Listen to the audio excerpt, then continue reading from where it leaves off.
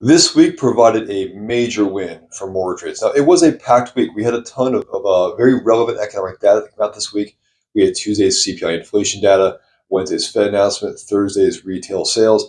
But all eyes were focused on Wednesday's Fed announcement, the release of dot plot, and Jerome Powell's 2:30 press conference. Now, that dot plot, it's a summary of economic projections. This is a graph that breaks down each individual Fed member's projections for the federal funds rate over the next several years. It's released quarterly, so they're going to compare it to the one that was released back in September.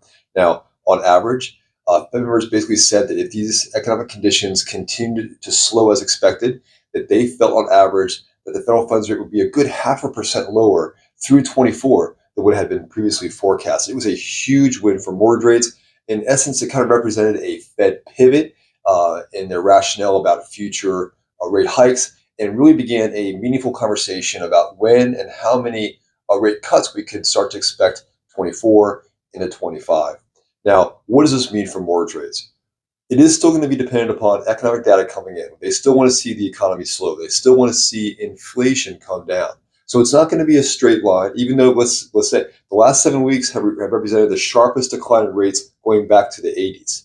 That's not going to continue, though. It's going to flatten out, and certainly will be dependent upon job growth slowing, inflation obviously coming down, definite technical indicators pointing to a slowing economy. But hey, this is great news. Not only have our rates coming down, we're seeing an increase in new listing activity. I mean, it's an exciting window for our buyers who want to get into those properties before the madness of the spring market. So, you have any questions at all about these headlines, about what it means for you and your purchase power? Definitely give me a call. I'd love to talk to you. Have a great week.